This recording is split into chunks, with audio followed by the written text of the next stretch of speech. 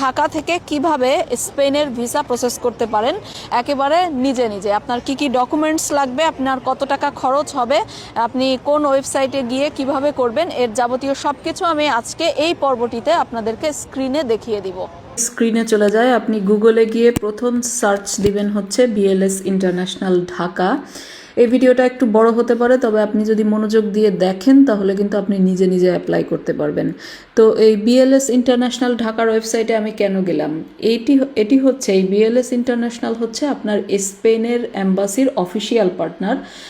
আপনার visa file যে এজেন্সিতে আপনাকে জমা দিতে হবে সেটা হচ্ছে বিএলএস ইন্টারন্যাশনাল। অর্থাৎ আপনি কিন্তু সরাসরি, আপনাকে শুরুতেই যেটি জানতে হবে যে আপনার ভিসা যদি 90 দিনের নিচে হয়ে থাকে, অর্থাৎ শর্ট টার্ম ভিসা হয়ে থাকে। ভিসা তো কত রকম দেখেন, শর্ট টার্ম ভিসার মধ্যে এই ট্যুরিস্ট ভিসা হতে পারে, বিজনেস ভিসা হতে পারে, ট্রানজিট ভিসা হতে পারে, এয়ারপোর্ট ট্রানজিট, বা আপনার কোনো ট্রেনিং কনফারেন্স, যেটা 90 দিনের নিচে, এক কথায় এরকম সব হচ্ছে শর্ট টার্ম ভিসা। এই ভিসাগুলো আপনার সরাসরি এই যে তাদের যে অফিসিয়াল পার্টনার বিএলএস ইন্টারন্যাশনাল এখানে জমা দিতে হবে। আর যদি আপনার লং টার্ম ভিসা হয়ে থাকে, যেটা লং টার্ম ভিসা কোনগুলো, সেগুলো হচ্ছে 90 দিনের উপরে যে কোনো ভিসা হচ্ছে লং টার্ম ভিসা। এই লং টার্ম ভিসা যেমন ধরেন আপনার কোনো ওয়ার্ক পারমিট বা আপনার ফ্যামিলির ইউনিফিকেশন হতে পারে, আপনি কোনো হায়ার স্টাডিজে মাস্টার্স অথবা আপনি পিএইচডির জন্য যেতে পারেন, এরকম সব লং টার্ম ভিসা কিন্তু তখন আবার এই বিএলএস ইন্টারন্যাশনাল না, তখন সেটা সরাসরি স্পেন এম্বাসিতে জমা দিতে হবে।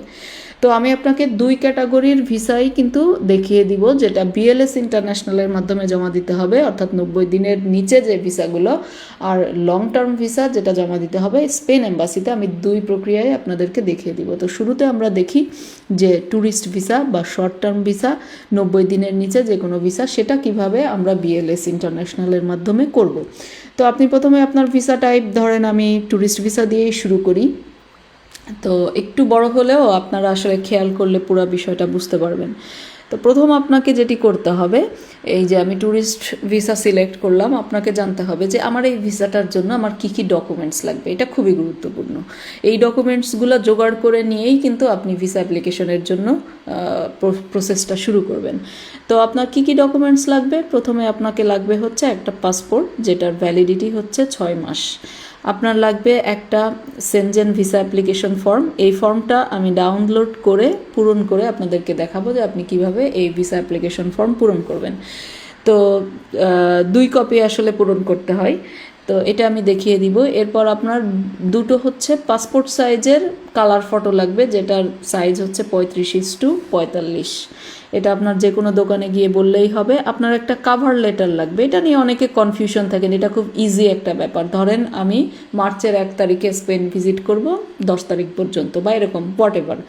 কভার লেটারটা হচ্ছে আমার ভিজিটের পুরো প্ল্যান, যে আমি এত তারিখে যেতে চাই। এক্স্যাক্টলি যে আপনি ওই দিনই যাবেন এরকম কোনো কথা নেই, কিন্তু জাস্ট প্ল্যান। ডে 1-এ আমি এই করব, ডে 2-তে আমি এই করব, ডে 3-তে এরকম করব। এটা হচ্ছে আপনার কাছ থেকে একটা নিশ্চয়তা চাই যে আপনি আসলে ওখানে যে কতদিন থাকবেন, কি করবেন এর। তো কাভার লেটারে বেসিক্যালি সেটা বর্ণনা দিবেন। এরপর হচ্ছে এ কপি অফ ফ্লাইট বুকিং। আপনি একটা ফ্লাইট বুক করে নেবেন booking.com বা যে কোনো ট্রাভেল এজেন্সি বা যে কোনো কারো কাছ থেকে, বা অনলাইনে আপনি একটা যে কোনো ওই ডেটে এই কাভার লেটার অনুযায়ী আপনি কত তারিখে যাচ্ছেন সেই ডেটে একটা ফ্লাইট বুকিং, যাওয়ার এবং আসার ফিরতি টিকিট করে নেবেন। এটা আপনার ফ্রি, যে কোনো সময় এটা ক্যান্সেল করে দেওয়া যাবে, কোনো সমস্যা না। আর 48 ঘন্টার মধ্যে অটোমেটিক্যালি এটা ক্যান্সেল হয়ে যায়। আপনার ভিসা ফর্ম আপনি যখন ফাইল দিবেন ততক্ষণে হয়তো এটা ক্যান্সেল হয়ে যাবে, তাতে কোনো সমস্যা নেই। এরপর হচ্ছে হোটেল কনফার্মেশন ফ্রম স্পেন। এইটা সেম, আপনি booking.com, Agoda, whatever it is, যে কোনো জায়গা থেকে আপনি একটা হোটেল বুক করে নেবেন এইরকম সেম ডেটে। এটাও আপনার ফ্রি ক্যান্সেলেশন, আপনি করে নিতে পারেন। এরপর হচ্ছে প্রুফ অফ ট্রাভেল ইন্স্যুরেন্স। আপনার এই প্রুফ অফ ট্রাভেল ইন্স্যুরেন্সটা খুব ইম্পর্ট্যান্ট, বিকজ এটা ছাড়া কিন্তু হবে না। এখানে লেখা আছে এমন একটা ট্রাভেল ইন্স্যুরেন্স যেটা 30,000 ইউরো কাভার করে। এটা ঘাবড়ানোর কোনো কারণ নাই।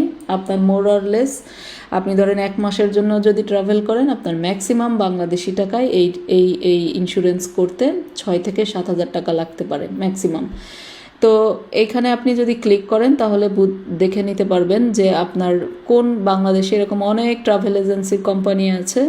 এখানে আপনি দেখেন সে কোম্পানির নাম, অ্যাড্রেস, ফোন নাম্বার সব কিছু দেওয়া আছে। আপনি এদের সাথে যোগাযোগ করে যে কোনো আপনার পছন্দের মতো যে কোনো একটাতে আপনি একটা ইন্স্যুরেন্স করতে পারেন। এখানে আপনি ফোন নাম্বার দেখে যদি ফোন করেন আপনাকে বাড়ি এসে ইন্স্যুরেন্স দিয়ে যাবে, কোনো সমস্যা নেই। আপনি যদি আরও ক্লিয়ার হইতে চান যে কত টাকা লাগতে পারে ইন্স্যুরেন্স করতে, তাহলে আপনি এই জায়গাটাতে ক্লিক করবেন। এই জায়গায় ক্লিক করলে দেখবেন, ধরেন আপনি একজন ব্যক্তি, আপনি ধরেন মার্চের 1 তারিখে আপনি ট্রাভেল করতে চান। মার্চের 1 তারিখ থেকে আপনি ট্রাভেল করতে চান ফর এক্সাম্পল এপ্রিলের 1 তারিখ পর্যন্ত, ধরেন 30 দিন ধরলাম আমি। তো আমি ধরলাম আপনি এই কয়দিন ট্রাভেল করবেন। কোথায় ট্রাভেল করবেন? স্পেন সিলেক্ট করলাম। করার পর সি দ্য প্রাইস, আমি এখন দেখব যে এক্স্যাক্টলি আমার কয় টাকা লাগবে, তাহলে আপনি আরও ক্লিয়ার হয়ে যাবেন বিষয়টা। তো কত টাকা লাগবে, এদের 2 রকম প্যাকেজ আছে। আপনার এই সেনজেন প্লাস দরকার নেই, এটাই নর্মালটাই ঠিক আছে, এটা করলেই হবে। সেনজেন এই যে 56 ইউরো, 56 কি বলছিলাম, 56 ইউরো মানে আপনার বাংলাদেশি টাকায় কত, মোর অর লেস 6000 অর্থাৎ 6000 সামথিং আসবে। তো এই 56 ইউরো দিয়ে কিন্তু আপনি ইজিলি আপনার ইন্স্যুরেন্সটা করে ফেলতে পারতেছেন। তো আপনার কিছু কিছু ডকুমেন্টস আপনার এখানে লেখা আছে হচ্ছে স্প্যানিশ ল্যাঙ্গুয়েজে ট্রান্সলেট করে দেওয়া লাগতে পারে। তো সব ডকুমেন্টস না, সাধারণত ট্যুরিস্ট ভিসার ক্ষেত্রে লাগে না, তবে যদি স্পেশাল কোনো কিছু আপনার থাকে তাহলে সেটা ট্রান্সলেট করে দেওয়া ভালো। না করলেও আপনার ম্যাক্সিমামগুলো অ্যাকসেপ্ট করে ইংলিশে। তো তারপর কি লাগবে, সেটা হচ্ছে অরিজিনাল ব্যাংক স্টেটমেন্ট লাগবে আপনার পার্সোনাল, সেটা 3 মাসের। হ্যাঁ, ব্যাংক স্টেটমেন্ট, তবে আপনি যেদিন অ্যাপ্লিকেশনটা জমা দিচ্ছেন তার 3 দিনের চেয়ে পুরাতন ব্যাংক স্টেটমেন্ট হবে না। অর্থাৎ ধরেন আপনি আজকে জমা দিচ্ছেন, 5 দিন আগে স্টেটমেন্ট তুলছেন, হবে না। আপনার 3 দিনের মধ্যে তুলছেন এরকম ব্যাংক স্টেটমেন্ট তুলবেন। 3 মাসের তুললেই হবে, বাট আমি রিকমেন্ড করব 6 মাসের দিয়ে দিবেন। এরপর আপনার ইনকাম ট্যাক্স রিটার্ন, যেটা আপনারা জানেন যে বাংলাদেশ সরকারের যেটা টিন সার্টিফিকেট বলে, ঠিক আছে, এটা কিন্তু স্প্যানিশ ভাষায় আপনার ট্রান্সলেট করে দিতে হবে। এরপর হচ্ছে আপনার স্যালারি স্লিপ লাস্ট 6 মাসের, এটাও আপনার স্প্যানিশ ভাষায় ট্রান্সলেট করে দিতে হবে। তো লাস্ট 6 মাসের আপনি যদি জব করে থাকেন তাহলে স্যালারি স্লিপ দিবেন, আর যদি জব না করে থাকেন তাহলে তো আর আপনি স্যালারি স্লিপ দিতে পারবেন না, যেটা বাংলাদেশে সাধারণত স্যালারি স্লিপ দেয়ও না। তো এরপর আপনাকে যেটি করতে হবে, আপনি ধরেন ব্যবসা করেন, সেক্ষেত্রে আপনার ব্যবসায়িক যে ডকুমেন্টস, আপনার যেটাকে বলে যে আয় ব্যয়ের রেভিনিউ শিট, যেটাকে বলে যে কত টাকা আয় করছেন না করছেন লাস্ট 6 মাস, এরকম একটা রেভিনিউ শিট দিতে পারেন যারা ব্যবসা করেন। যারা স্টুডেন্ট হতে পারেন তাদের ক্ষেত্রে তো দরকার নেই। আপনারা যারা একসাথে ট্রাভেল করতেছেন ট্যুরিস্ট ভিসায় আপনার অন্য ফ্যামিলি মেম্বার নিয়ে, তাদের সাথে আপনার কিসের সম্পর্ক, কীরকম মানে কী সম্পর্ক, এটারও প্রুফ দিতে হবে। ধরেন আপনার বাচ্চাদের নিয়ে আপনি ট্রাভেল করতেছেন, সেক্ষেত্রে আপনার একটা প্রুফ দিলেন যে আপনি তার পিতা, তার জন্ম সার্টিফিকেট দিলেই হবে সেটা, এরকম প্রুফ। তারপর আপনার এই যে এখানে অল পাবলিক ডকুমেন্টস, যেমন ধরেন এখানে বলে দিচ্ছে, যেমন আপনার নিকানামা বা marriage certificate, birth certificate, trade licence, এইগুলো সব কিছু কিন্তু আপনার ইংলিশে আপনার থাকতে হবে, এবং সেটা বাংলাদেশের ফরেন মিনিস্ট্রি দ্বারা আপনার হচ্ছে যে ইয়ে করতে হবে, কি বলে, ফরেন মিনিস্ট্রি দ্বারা অ্যাটাস্টেড করাইতে হবে, সত্যায়িত করতে হবে, এবং তারপর আবার এটা স্প্যানিশ ভাষায় ট্রান্সলেট করতে হবে। তারপর 18 বছরের নিচে যারা আছেন তাদেরও আসলে, তারা যদি কেউ অ্যাপ্লাই করে থাকেন তাহলে পিতামাতার কাছ থেকে আপনার নো অবজেকশন লেটার, যেটা আপনার হচ্ছে এনওসি বলে, এইটা প্যারেন্টসের কাছ থেকে অর্থাৎ পিতামাতার কাছ থেকে নিয়ে একইভাবে আপনার স্প্যানিশ ভাষায় ট্রান্সলেট করতে হবে। তো এটা আসলে দরকার নাই এই 18 বছরের নিচের এইগুলা। তো এই হলো মোর অর লেস আপনার কি কি ডকুমেন্টস লাগবে, তার এর বাইরে আর কোনো ডকুমেন্টস দেওয়ার আপনার কোনো দরকার নেই, এটা হলেই হবে। তো এই ডকুমেন্টসগুলা আপনি জোগাড় করবেন, করে এবার হচ্ছে আসল জিনিস, সেটা হলো ভিসা অ্যাপ্লিকেশন ফর্ম। আমি ইংলিশটাই ডাউনলোড করি, এখানে ইংলিশ প্লাস দুইটাই থাকে। এখানে আপনি ভিসা অ্যাপ্লিকেশন ফর্মটা ডাউনলোড করে নেবেন। এইবার ভিসা অ্যাপ্লিকেশন ফর্ম ডাউনলোড করে এটা পূরণ করতে হবে। এই অ্যাপ্লিকেশন ফর্ম খুবই ইজি। আমি এক নজরে আপনাদেরকে বলে দিই আপনি কিভাবে এটা পূরণ করবেন। 1 নম্বরে আপনার সারনেম, অর্থাৎ নামের আপনার যেটা নিকনেম, সেই পার্টটা পাসপোর্ট দেখে একদম পূরণ করবেন। পাসপোর্টে যেভাবে আপনার সারনেম আছে, যা আছে এভরিথিং এইখানে পাসপোর্ট দেখে পূরণ করবেন। তারপরে আপনার আপনার হচ্ছে ফ্যামিলি নেম যদি অন্য কোনো কিছু থাকে সেটা দিবেন, ধরেন আপনাকে কি নামে ডাকে, এটা থাকে না আমাদের সাধারণত। 3 নম্বরে গিভেন নেম অর্থাৎ আপনার নামের ফার্স্ট পার্ট যেটা, সেটা দিবেন। এরপরে 4 নম্বরে হচ্ছে আপনার ডেট অফ বার্থ। এখানে কিন্তু আপনি দেখছেন স্প্যানিশ ভাষা এবং ইংলিশ ভাষা বোথ আছে, আপনি ইংলিশটা ফলো করবেন, সেভাবে লিখবেন আর কি। আপনার ডেট অফ বার্থ আপনি কম্পিউটারে পূরণ করতে পারেন, হাতে লিখেও পূরণ করতে পারেন, তবে কম্পিউটারে পূরণ করাটাই বেটার। ডেট অফ বার্থ দিবেন এখানে একদম পাসপোর্ট দেখে। তারপরে আপনার প্লেস অফ বার্থ, এটাও পাসপোর্টে আছে, আপনি কোন জায়গায় জন্মগ্রহণ করছেন, ডিস্ট্রিক্টের নাম। 7 নম্বরে হচ্ছে আপনার কারেন্ট ন্যাশনালিটি বাংলাদেশি। 6 নম্বরে হচ্ছে কান্ট্রি অফ বার্থ বাংলাদেশ।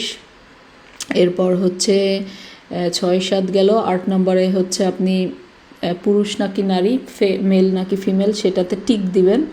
তারপরে 9 নম্বরে ম্যারিচুয়াল স্ট্যাটাস, আপনার পাসপোর্টে যা আছে সেটা দেওয়াই ভালো। যদি পাসপোর্টে ধরেন আপনি সিঙ্গেল কিন্তু আসলে ম্যারিড, আপনি ফ্যামিলি সহ ট্যুর করছেন, সেই ক্ষেত্রে ম্যারিড দিবেন এবং সাথে কিন্তু আপনার তখন ম্যারেজ সার্টিফিকেট দিতে হবে। তারপরে 10 নম্বরে হচ্ছে যে আপনার মাইনরস যদি কেউ হয়ে থাকেন, সেই ক্ষেত্রে 18 বছরের নিচে যারা অ্যাপ্লাই করতেছেন তাদের জন্য আপনার হচ্ছে প্যারেন্টাল অথরিটি অর্থাৎ আপনার পিতামাতার আর কি নাম, ফোন নাম্বার, অ্যাড্রেস এইগুলো দেওয়া লাগবে, এটা সাধারণত দরকার হয় না। 11 নম্বরে হচ্ছে আপনার ন্যাশনাল আইডেন্টিটি নাম্বার, এনআইডি নাম্বারটা দিবেন যদি থাকে, না থাকলে সমস্যা নেই। 12 নম্বরে হচ্ছে টাইপ অফ ট্রাভেল ডকুমেন্ট, এটা হচ্ছে পাসপোর্টে ক্লিক করবেন। আমরা ম্যাক্সিমাম মানুষ পাসপোর্ট দিয়েই ট্রাভেল করি, সো পাসপোর্টে ক্লিক করলেই হবে। 13 নম্বরে হচ্ছে যে আপনার নাম্বার অফ ট্রাভেল ডকুমেন্ট, এটা হচ্ছে পাসপোর্ট নাম্বার দিবেন। 14 নম্বরে হচ্ছে পাসপোর্ট নাম্বার কত তারিখে ইস্যু হয়েছে, আপনার এই সব ইনফরমেশনই কিন্তু পাসপোর্ট দেখে দেখে পূরণ করতে হবে। ডেট অফ ইস্যু, এটাও পাসপোর্টে পাবেন, কবে আপনার পাসপোর্ট ইস্যু করছেন। 15 নম্বরে কতদিন ভ্যালিড আছে আপনার পাসপোর্ট সেটা দিবেন। 16 নম্বরে হচ্ছে ঢাকা দিবেন, ঢাকা বাংলাদেশ, অর্থাৎ আপনার পাসপোর্ট কোন দেশ থেকে আপনি ইস্যু করছেন সেটা। অনেকে বিদেশ থেকে ইস্যু করেন, বিভিন্ন এম্বাসি থেকে, সেক্ষেত্রে সেই দেশ দিবেন, বাট আমাদের ম্যাক্সিমামই আমরা ঢাকা থেকে ইস্যু করি পাসপোর্ট, ঢাকা বাংলাদেশ দিবেন। 17 নম্বরে হচ্ছে আপনার যদি পার্সোনাল ডাটা, আপনার যদি কেউ ইউরোপীয় ইউনিয়নে, ইউরোপে আছে এরকম কোনো কেউ যদি থাকে, তাহলে আপনার হচ্ছে তার পার্সোনাল ডাটা দিতে হবে, এটা আমাদের দরকার নেই। 17 নম্বর আর কি পূরণ করার কোনো দরকার নেই, 17 নম্বর ব্ল্যাঙ্ক রেখে দিবেন। 18 নম্বরে হচ্ছে যে কারণ কি আসলে কেউ আপনার ওখানে আছে, এটা দিলে সামটাইমস ভিসা অফিসার ভিসা নাও দিতে পারে, যে আপনি হয়তো আর আসবেন না, তো সেক্ষেত্রে এইগুলো আসলে স্কিপ করাই ভালো। 18 নম্বরে হচ্ছে যে আপনার এটাতে 18 নম্বরে কি বলছে, ফ্যামিলি রিলেশনশিপ উইথ, এটা সেম, এটাতেও আপনার পূরণ করার কোনো দরকার নেই এগুলো করার। 17, 18, 19 নম্বরে হচ্ছে যে আপনার হোম অ্যাড্রেস দিবেন, এটাও আপনার হচ্ছে যে হোম অ্যাড্রেস এবং ইমেল অ্যাড্রেস, এটা হচ্ছে আপনার কি বলে পাসপোর্টে যেটা আছে সেটা দেখে দিবেন, ঠিক আছে। আপনার ফোন নাম্বার দিবেন। এরপরে 20 নম্বরে হচ্ছে আপনি বাংলাদেশ ছাড়া অন্য কোথাও আপনার রেসিডেন্স আছে কিনা সেইটা বিস্তারিত বলতে বলছে, এটাও আপনার দরকার নেই, ফাঁকা রাখবেন। আপনার কারেন্ট অকুপেশন, আপনি স্টুডেন্ট নাকি বিজনেসম্যান নাকি চাকরি করেন, এটা দিবেন, ঠিক আছে, job holder what ever it is সেটা দিবেন। আর যদি কোনো কিছুই না করেন তাহলে মানে কি দিবেন, নট অ্যাপ্লিকেবল। 12 নম্বরে দিবেন হচ্ছে যে ফর স্টুডেন্ট, এই যে আপনি যদি 21 নম্বরে যদি স্টুডেন্ট হয়ে থাকেন, আপনার যদি কোনো প্রফেশন না থাকে, তাহলে এই 12 নম্বরে এসে আপনার এডুকেশনাল যে ইনস্টিটিউট কোথায় পড়াশোনা করেন সেইটার অ্যাড্রেস, নাম, ফোন নম্বর, এই ধরেন ইউনিভার্সিটি, কলেজ বা স্কুল, এইগুলার বিস্তারিত। আর 23 নম্বরে এই 23 নম্বরে হচ্ছে আপনার মেইন পারপাস আমি যেহেতু ট্যুরিজম দেখাচ্ছি, ট্যুরিস্ট ভিসা অ্যাপ্লিকেশন, সুতরাং এখানে ফার্স্ট ক্লিক করে দিবেন যে ট্যুরিজম। এরপরে 24 নম্বরে হচ্ছে আপনার এডিশনাল ইনফরমেশন, মানে আপনি ট্যুরিজম ছাড়াও আর কিছু করতে চান কিনা, ওখানে অন্য কারোর সাথে ফ্রেন্ডের সাথে দেখা করা, এগুলো 24 নম্বর আপনি স্কিপ করবেন। দেওয়ার দরকার নেই কিছু। 25 নম্বরে হচ্ছে আপনার member state of destination and other state. এই জায়গাটা আপনি যেহেতু আপনি জানেন যে সেনজেন কান্ট্রির ভিসা নিলে একসাথে আপনি 28-29টা দেশে ঘুরতে পারেন ইউরোপের, সেই কারণে এখানে আপনাকে বলছে যে আপনি ওই দেশ ছাড়াও আসলে অন্য কোন কোন স্টেটে যেতে চান, ঠিক আছে, মেন ডেস্টিনেশন এইগুলো আর কি ইনফরমেশন। তো আপনি এখানে শুধু স্পেনই দিয়ে দিবেন। আপনি ভিসা পেয়ে গেলে অন্য দেশে যেতে পারবেন, কোনো লিগ্যাল অব্লিগেশন নাই, সমস্যা নেই, কিন্তু স্টিল ভিসাটা স্ট্রং হওয়ার জন্য যে আপনি এক জায়গায় আছেন সমস্যা নেই, ভিসা অফিসারের ক্রেডিবিলিটি বিশ্বাসযোগ্যতা অর্জন করার জন্য হলে আপনি শুধু স্পেন দিবেন এখানে। তো 26 নম্বরে বলছে যে member state of first entry, এটা হচ্ছে সেম, যে আপনি ধরেন অনেকে প্ল্যান করছে যে সেনজেনের স্পেনে ঢুকবে, এরপরে ক্রোয়েশিয়া যাবে, পর্তুগাল যাবে, জার্মানিতে যাবে, তো ফার্স্ট কোন দেশে ঢুকবে, বের হবে কোন দেশ দিয়ে, এইগুলা চাচ্ছে। এগুলোর কোনো দরকার নেই, আপনি ওইখানে স্পেনই দিয়ে দিবেন, বাকিটা ফাঁকা রাখবেন, ঠিক আছে। তারপরে নাম্বার অফ এন্ট্রিজ রিকোয়েস্টেড, আপনি কি মানে ডাবল এন্ট্রি ভিসা নেবেন নাকি একবারই যাবেন এরকম, এটা অবশ্যই 1 এন্ট্রি দিবেন, কোনো দরকার নেই 2 এন্ট্রিজ মাল্টিপল এন্ট্রিজ এইসবের দরকার নেই, কমপ্লিকেটেড করবেন না কোনো কিছু। 28 নম্বরে হচ্ছে যে আপনার ইনটেন্ডেড ডেট অফ অ্যারাইভাল, আপনি কত তারিখে পৌঁছাইতে ইচ্ছুক সেই ডেটটা আপনি দিবেন, ঠিক আছে এই জায়গাটা। তো আপনি চাইলে এরকম একটা টেন্টেটিভ ডেট, ওই যে আপনার যে আপনি যে তারিখে booking.com-এ বা ইয়েতে আপনার হোটেল বা ফ্লাইট নিছেন ওরকম একটা ডেট, সেম ডেট দিয়ে দিবেন আর কি। 29 নম্বরে আপনার হচ্ছে এর আগে গত 6 মাসে বা তার আগে আপনি কখনো ফিঙ্গারপ্রিন্ট দিছেন কিন্তু আপনার ভিসা হয়নি, বা হোয়াট এভার ইট ইজ, এরকম হয়েছে কি না, আপনার ফিঙ্গারপ্রিন্ট দেওয়া হয়েছে কি না এই সেনজেনভুক্ত কোনো এম্বাসিতে, এইটা চাচ্ছে। এটা সাধারণত আমাদের হয় না, সুতরাং এটা নো দিয়ে দিবেন। যদি ইয়েস দেন, যদি আপনার মনে থাকে তাহলে আপনার সেক্ষেত্রে এখানে ডেট দিতে হবে, ঠিক আছে, যে কবে ফিঙ্গারপ্রিন্ট দিছিলেন এর আগে। 30 নম্বরে হচ্ছে entry permit for final country of destination, এটাও আপনি কোনো কিছু দিবেন না। 31 নম্বরে যেটা চাচ্ছে সেটা হচ্ছে আপনার যদি কোনো ইনভাইটিং পারসন থাকে যে আপনাকে ইনভাইট করে নিয়ে যাচ্ছে, ঠিক আছে, তার নাম, ফোন নাম্বার, অ্যাকোমোডেশন বা ইত্যাদি ইত্যাদি, বা তার বাসায় যেয়ে থাকবেন এরকম কেউ যদি থাকে তাহলে তার ইনফরমেশন এখানে দিতে হবে। এরকম কেউ সাধারণত না দেওয়াই ভালো, আমি বারবার বলছি, সুতরাং এটাও আপনি স্কিপ করবেন। এরপরে হচ্ছে আপনার 31 গেল। 32 নম্বরে হচ্ছে name and address of inviting company, আপনাকে যদি কোনো কোম্পানি ইনভাইট করে নিয়ে যায়, ধরেন আপনি কোনো একটা ইয়েতে আপনি কনফারেন্সে বা এরকম কোনো একটা কিছুতে আপনাকে কেউ স্পন্সর করছে, কোনো ব্যক্তি না কোনো কোম্পানি, সেক্ষেত্রে আপনার এটা দিতে হবে ওই কোম্পানির ডিটেলস, এটাও আপনার দরকার নেই দেওয়ার, আপনি নিজের খরচে যাচ্ছেন।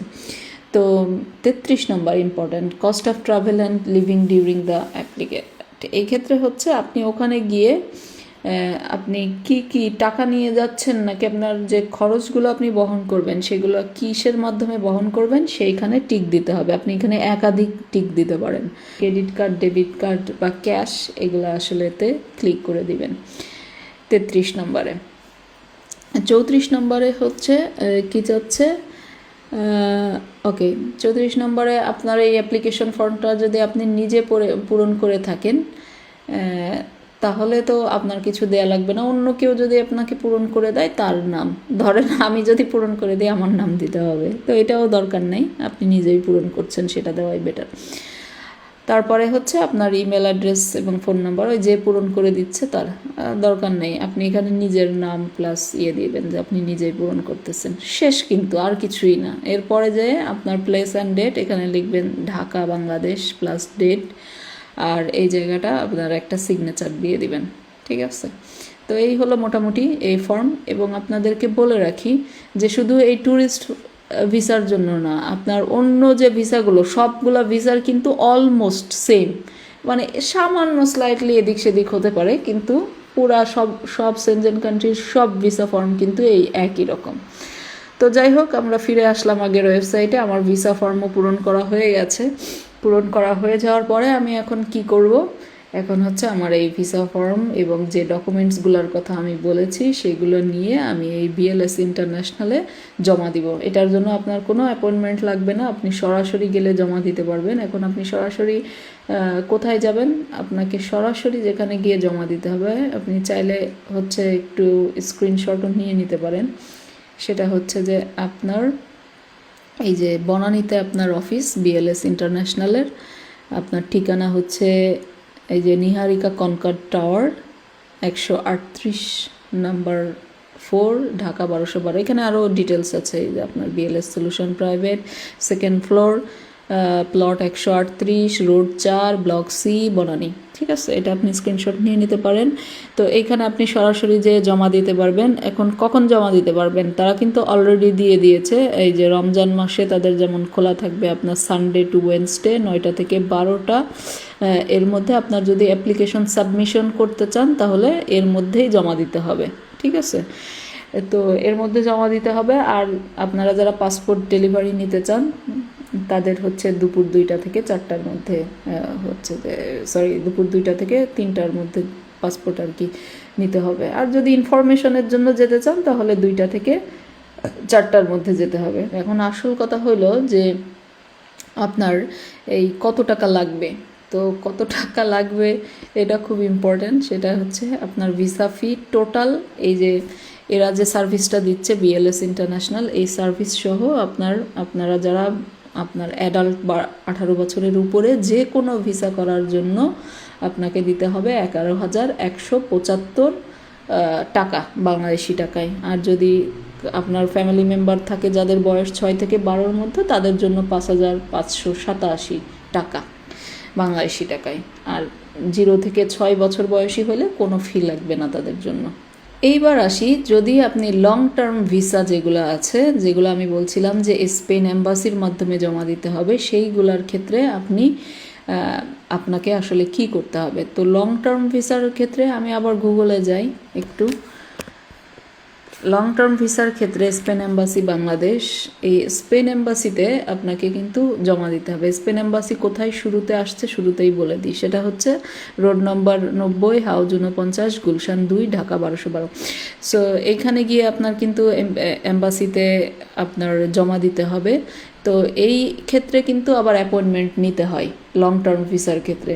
লং টার্ম ভিসার ক্ষেত্রে আপনার অ্যাপয়েন্টমেন্ট নেওয়ার জন্য এই ফোন নাম্বারে ফোন করতে হবে, এটা অ্যাম্বাসির নাম্বার। এই নাম্বারে ফোন করে দুপুর 2টা থেকে 3:30টার মধ্যে ফোন না করলে কিন্তু আপনার ফোন ধরবে না। এর মধ্যে ফোন করে আপনাকে অ্যাপয়েন্টমেন্ট নিতে হবে যে আমি কবে আমার ফাইল জমা দিতে পারবো। এটা হচ্ছে লং টার্ম ভিসার জন্য, যে ভিসাগুলো 90 দিনের উপরে। তো লং টার্ম ভিসার ক্ষেত্রে আমি একটু আপনাদেরকে দেখিয়ে দিই। সেটা হচ্ছে আপনার লং টার্ম ভিসার ক্ষেত্রে যে কি ডকুমেন্টস, আমি যে ডকুমেন্টসেরগুলোর কথা অলরেডি বলেছি সেগুলো তো লাগবেই। ঠিক আছে, তার বাইরে এই যে আপনি দেখেন লং টার্ম ভিসাকে ওরা ন্যাশনাল ভিসা বলে থাকে। তো এই যে এখানে আপনার স্টাডি ভিসা, আপনার ওয়ার্ক পারমিট ভিসা থেকে এমপ্লয়ি ভিসা আর কি, যেটা এমপ্লয়ার ভিসা থেকে শুরু করে এভরিথিং যেগুলো 90 দিনের উপরে, সেগুলো কিন্তু আপনার এখানে করতে হয়। আমি ফর এক্সাম্পল আমি একটা আপনারে ওপেন করে দেখাই, এবং এই ভিসাগুলো আপনার ওই যে অ্যাম্বাসিতে গিয়ে জমা দিতে হবে। এমপ্লয়ি ভিসা, এই যে ভিসা অ্যাপ্লিকেশন ফর্ম, আমি যে বলছিলাম যে সব ভিসা অ্যাপ্লিকেশন ফর্ম একই, তো আমি একটু ক্লিক করে আপনাদের দেখাই, তাহলে আপনি বুঝতে পারবেন। দেখেন এই যে এই ভিসা অ্যাপ্লিকেশন ফর্মগুলোও কিন্তু সেম, অলমোস্ট সেম, আমি যা যা পূরণ করছি তাই, শুধুমাত্র জাস্ট কয়েকটা জায়গা আপনার ওই যে ওয়ার্ক পারমিটের দেওয়া লাগবে।